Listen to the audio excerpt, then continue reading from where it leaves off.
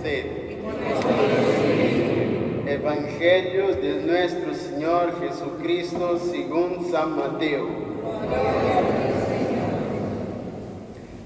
Jesús dijo a sus discípulos: no piensen que vine para abolir la ley o los profetas. Yo no he venido a abolir, sino a dar cumplimiento. Les aseguro que no quedará ni una i ni una coma de la ley sin cumplirse, antes que desaparezcan el cielo y la tierra. El que no cumpla el más pequeño de estos mandamientos y enseñe a los otros a hacer lo mismo, será considerado el menor en el reino de los cielos. En cambio, el que los cumpla y enseñe será considerado grande en el reino de los cielos. Les aseguro que si la justicia de ustedes no es superior a la de los escribas y fariseos, no entrarán en el reino de los cielos. Ustedes han oído que se dijo a los antepasados: no matarás, y el que mata debe ser llevado ante el tribunal. Pero yo les digo que todo aquel que se irrita contra su hermano merece ser condenado por un tribunal. Y todo aquel que lo insulta merece ser castigado por el tribunal. Y el que lo maldice merece el infierno. Por lo tanto, si al presentar tu ofrenda en el altar te acuerdas de que tu hermano tiene alguna queja contra ti, deja tu ofrenda ante el altar, ve a reconciliarte con tu hermano, y solo entonces vuelve a presentar tu ofrenda.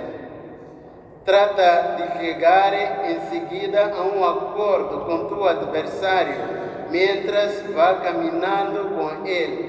No sea que el adversario te entregue al juez y el juez al guardia y te pongan preso. Te aseguro que no saldrás de allá hasta que hayas pagado el último centavo. Ustedes han oído que se dijo: no cometerás adulterio. Pero yo les digo: el que mira a una mujer deseándola, ya cometió adulterio con ella en su corazón. Si tu ojo derecho es para ti una ocasión de pecado, arráncalo y arrójalo lejos de ti. Es preferible que se pierda uno solo de tus miembros y no que todo tu cuerpo sea arrojado al infierno. Y si tu mano derecha es para ti una ocasión de pecado, córtala y arrójala lejos de ti. Es preferible que se pierda uno solo de tus miembros y no que todo tu cuerpo sea arrojado al infierno.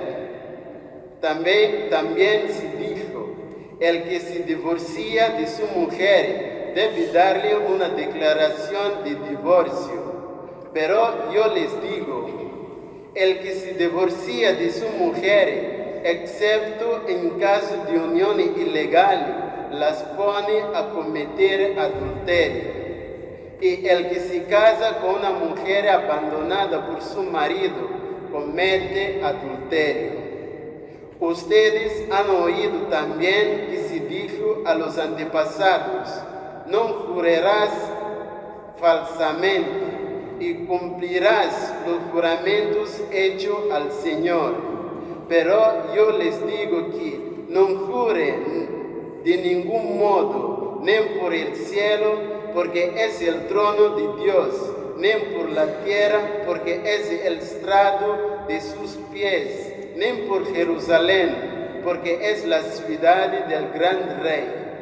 No jures tampoco por tu cabeza, porque no puedes convertir en blanco o negro uno solo de tus cabellos. Cuando ustedes digan sí, que sea sí, y cuando digan no, que sea no. Todo lo que se dice de más viene del maligno. Palabra del Señor.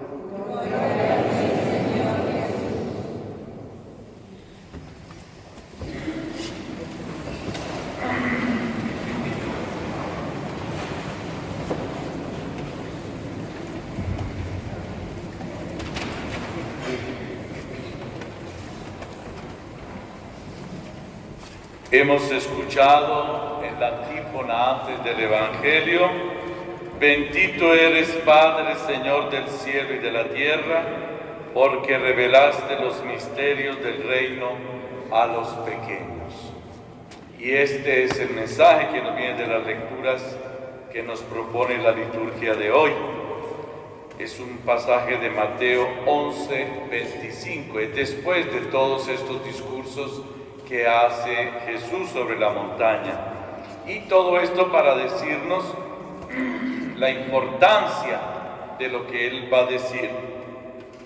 Porque cuando Él, de una forma solemne, la única vez en el Evangelio de San Mateo donde el Señor se dirige a su papá de esta forma: bendito eres, Padre, Señor del cielo y de la tierra.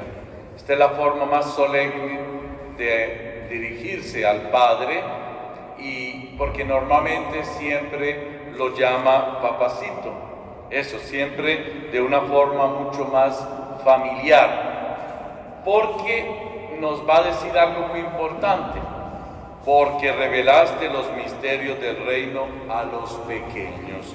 Eso, Él quiere decirnos que solamente un corazón generoso, abierto, humilde, puede acoger el mensaje de estos textos bíblicos. Y el contenido principal, como el hilo conductor de estas tres lecturas, es la libertad. ¿Pero qué tipo de libertad?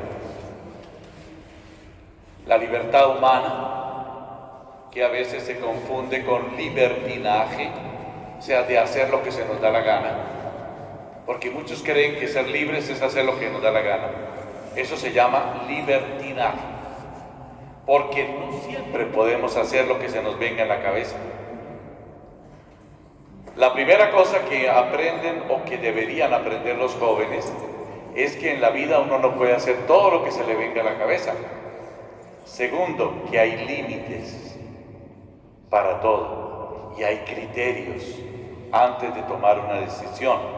Nosotros los cristianos llamamos a eso discernimiento. Y eso es lo que nos dice la primera lectura, que está tomada ¿de qué libro? Del Eclesiástico, que es uno de los libros sapienciales del Antiguo Testamento. Bueno, y ahí nos dice una cosa muy importante. Nos dice que el Señor, como nos creó por amor, nos creó libres. Libres en el sentido teológico, en el sentido cristiano, de escoger entre el bien o el mal. Y ahí hay otra figura, nos dice entre el agua y el fuego, entre la vida y la muerte, entre el bien y el mal. Sabiendo que según la decisión que yo tome, debo asumir también las consecuencias, porque yo también soy responsable de lo que va a pasar. A nivel civil, el hecho que usted desconozca una ley no lo exime del castigo de ir a la cárcel, porque tiene que saberlo, tiene que informarse. Precisamente hablando con un joven que ya va a comenzar a trabajar, yo le preguntaba: ¿y cuál es el salario mínimo? Ah, no, yo no sé. Yo le dije: papá, usted ya está grande y usted ya va a comenzar a trabajar. Tiene que informarse de los salarios, los contratos, cómo se hace, cómo no se hace, que los beneficios, que el seguro social y todas esas cosas. Usted ya está grande. Usted ya no depende del papá y de la mamá. Entonces tiene que aprender ya. Y en la ignorancia no significa que eso no lo va a eximir. O como otro amigo que yo conocía, que cuando le llegaban las boletas para pagar, como se dice en italiano, o sea, las facturas para pagar, ¿sabe qué hacía? Las botaba a la basura y pensaba que con eso ya estaba libre. Cuando le llegaba el tercer aviso ya era para cortarle el teléfono, para cortarle el seguro del carro, para cortarle el agua y la luz. Entonces no es botando las facturas que uno se responsabiliza de las cosas. Entonces aquí nos dice claramente, usted está libre de escoger entre el bien y el mal, sabiendo que si usted elige el bien, usted va a ser feliz y va a llegar a la salvación. Pero si usted escoge el mal, entonces usted sabe las consecuencias también del mal. Nos alejamos del reino de Dios, nos alejamos también de los otros. Yo muchas veces les he dicho a ustedes aquí que un signo de que somos cristianos es cuando buscamos la comunión. Y un signo de que no somos cristianos cuando buscamos la división. Y eso nos lo va a explicar el Señor en el Evangelio. Y también el texto termina diciendo que ninguno de nosotros está autorizado a pecar. Entonces, si alguno de ustedes pensaba pecar, no. Ninguno de nosotros está exento del pecado. Todos estamos llamados a la vida, todos estamos llamados a hacer presente el reino de Dios en el mundo. Eso es como cuando uno aprende a conducir y entonces ustedes saben que los que aprenden a conducir no hacen accidentes. El que hace accidentes es cuando ya usted piensa de saber conducir. Todos los que han cometido accidentes es porque se creen el más, no digo la palabra, para conducir. Eso, ya se creen, ¿no? El non plus ultra, el 1A, el primero. Entonces, esos son los que caen. Porque uno se confía. Y el problema también es esto, no es de saber conducir, sino de ver cómo conducen los otros. Porque se le atraviesan a uno, porque le hacen a uno siempre a cometer infracciones. Entonces, eso es importante. Entonces, ese es el mensaje de la primera lectura. Todos estamos llamados a decidir entre el bien y el mal. Nadie está exento del mal, nadie está exento de no hacer el bien. Eso, entonces, todos estamos llamados a decidir. En el Evangelio, Jesús va mucho más lejos. Porque en el Antiguo Testamento, cuando recibieron la ley, entonces, ¿cuál era la ley? Representada ¿en qué está representada la ley? Cuando Moisés recibió la ley, en los 10 mandamientos. A ver, ¿quién me dice los 10 mandamientos de corrido aquí?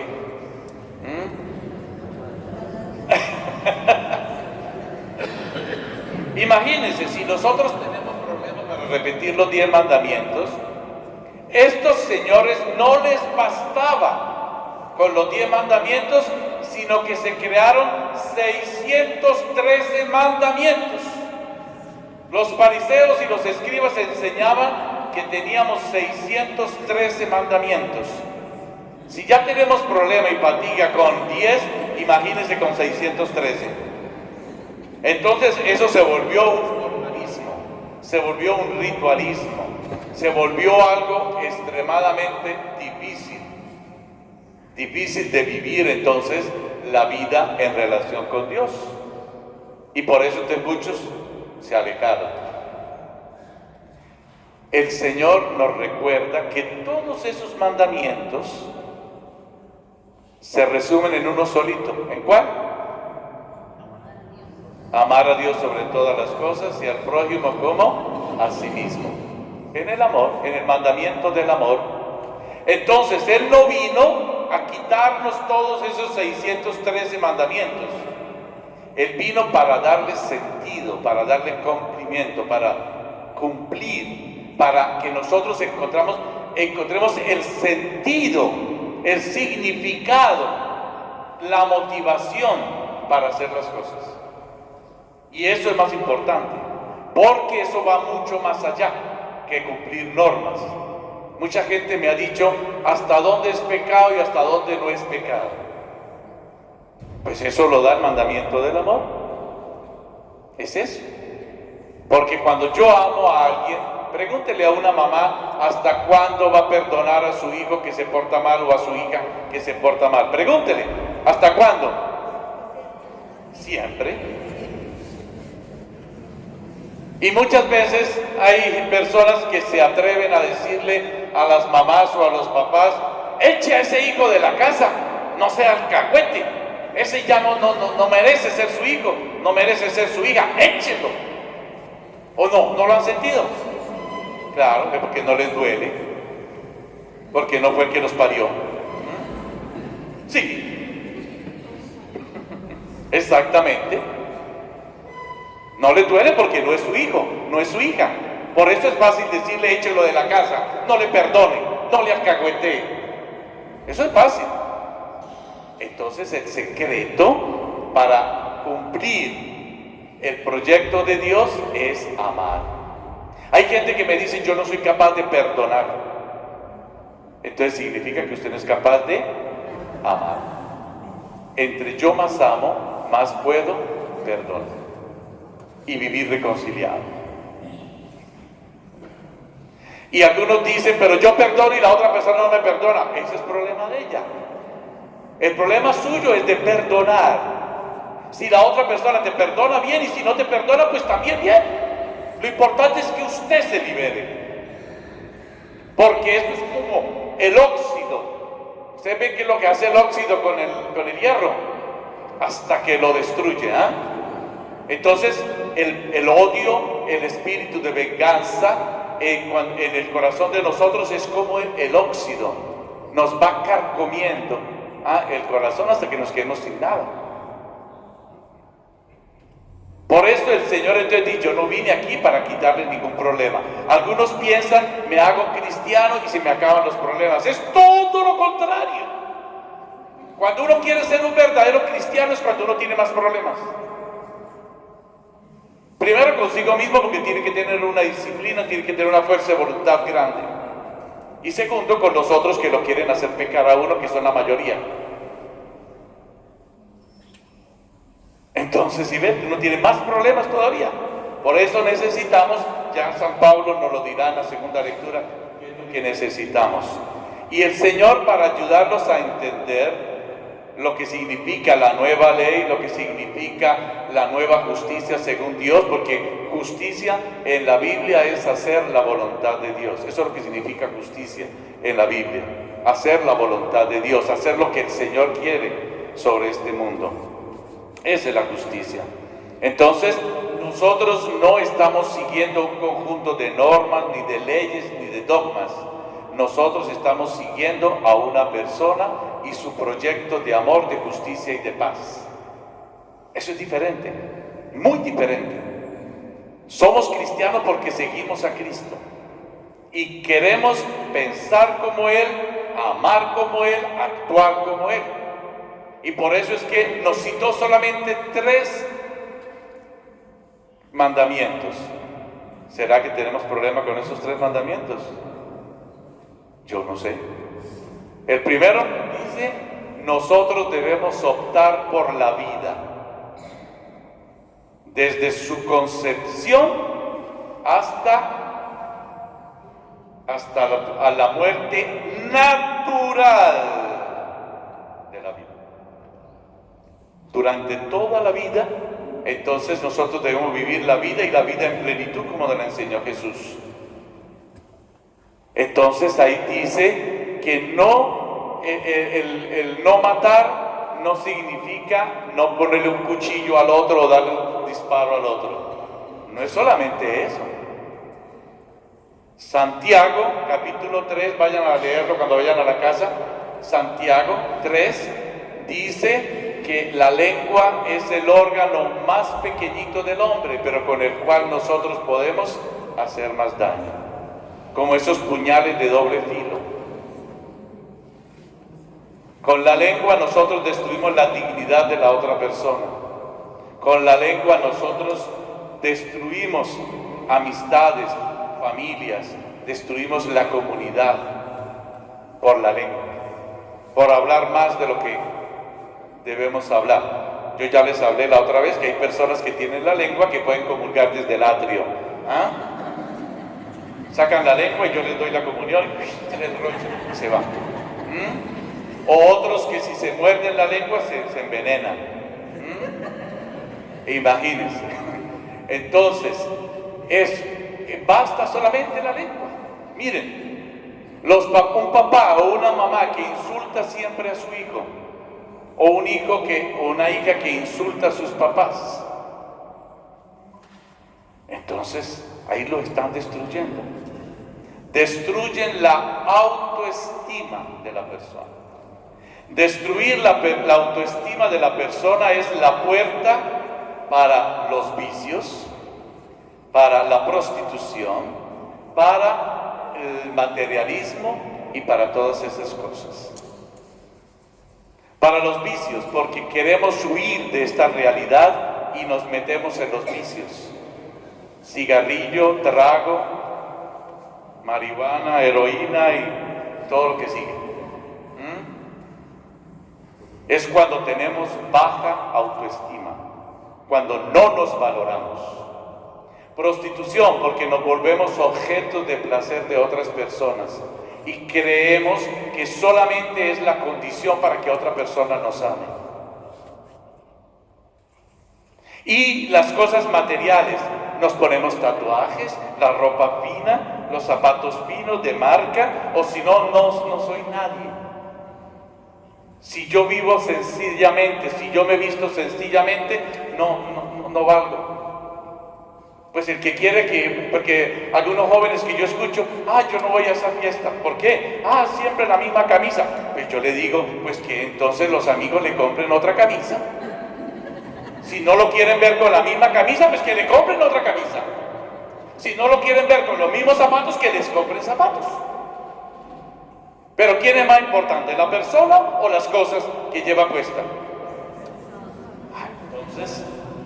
Entonces aquí Jesús nos enseña con este mandamiento de no matar, perdón, de la vida, sí, también es eso, que lo más importante es la persona humana, porque el otro es templo del Espíritu Santo, el otro es mi hermano, mi hermana, y lo tengo que ver con los ojos de Dios, no como un objeto. El otro no es un objeto que yo utilizo y boto como yo utilizo un vasito de plástico.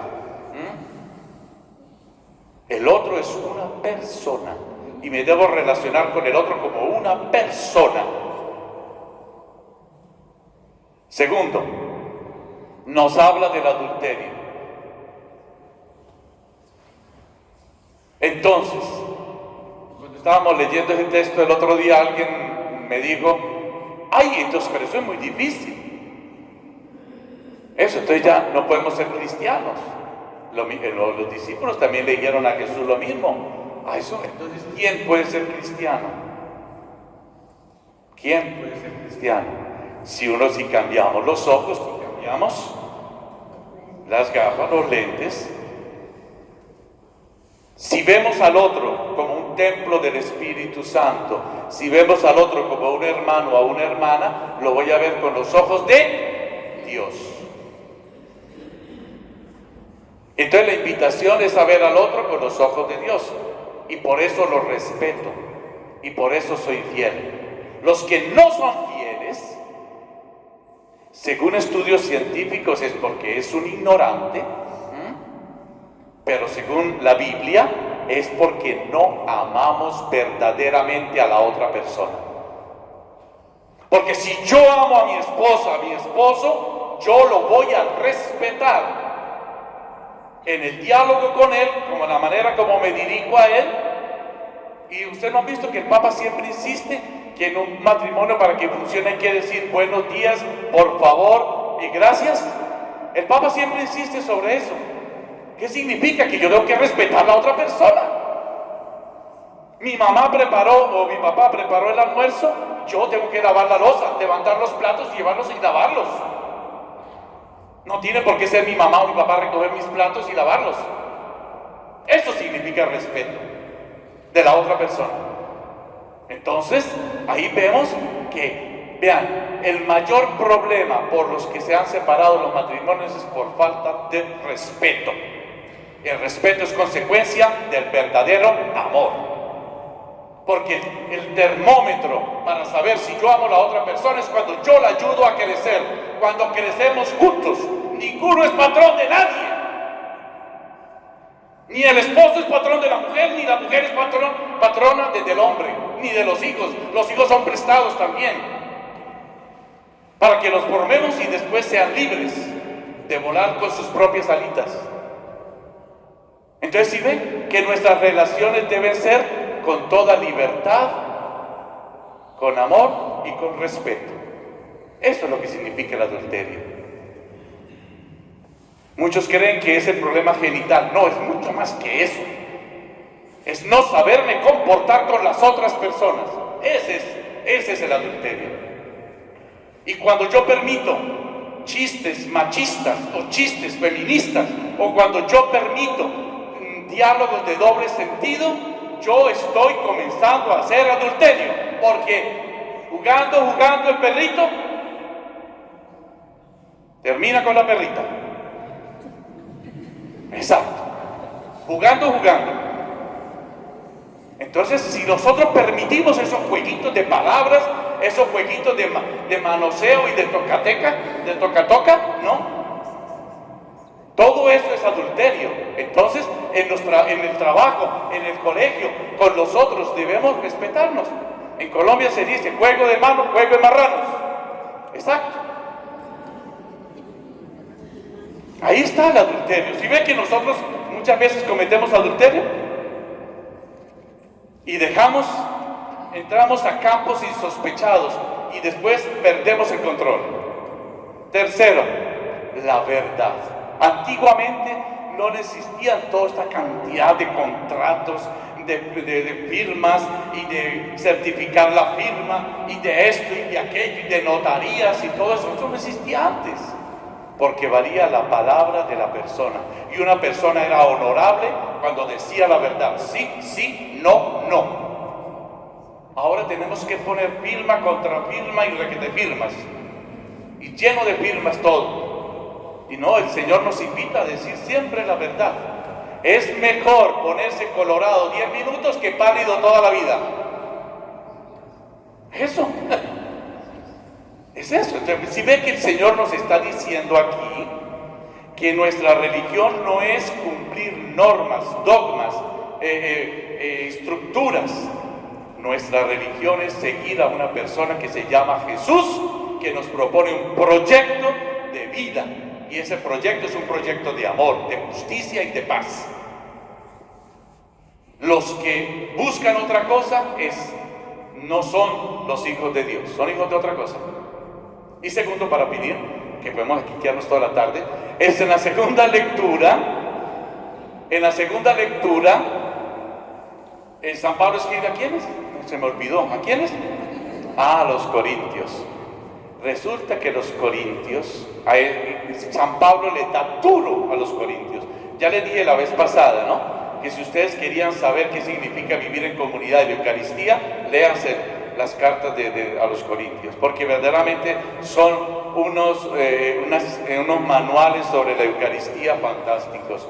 Pues aquí les dice algo, porque para la persona que me dijo eso es muy difícil, eso es muy duro, o como los discípulos que le decían a Jesús, eso es imposible. Para Dios no hay nada imposible. Entonces necesitamos pedirle el Espíritu Santo. Es el Espíritu Santo el que nos ayuda a descubrir la diferencia entre la libertad humana y la libertad teológica, la libertad cristiana, y la que nos da la fuerza de voluntad para realizarlo y comprometernos con Él para que el reino de Dios, quiere decir los valores que Jesús nos predicó, se realicen en la comunidad cristiana. Es el Espíritu Santo. Entonces nosotros en todas nuestras oraciones debemos pedirle al Espíritu Santo. San Ignacio de Loyola fundador de los jesuitas, que es un maestro del discernimiento, lo llama discernimiento en el espíritu, pues tomando las palabras de San Pablo, discernimiento en el espíritu. Es el espíritu el que nos ayuda a discernir entre el bien y el mal y de optar por el bien. Pidámosle al Señor entonces en esta mañana que todos podamos optar por el bien, optar por Jesús, siendo completamente libres para vivir la libertad y construir su reino de amor, de justicia y de paz. Y ahora nos ponemos de pie para, con confianza, renovar nuestra fe. Creo en Dios, Padre Todopoderoso, Creador del cielo y de la tierra. Creo en Jesucristo, su único Hijo, nuestro Señor, que fue concebido por obra y gracia del Espíritu Santo, nació de Santa María Virgen, padeció bajo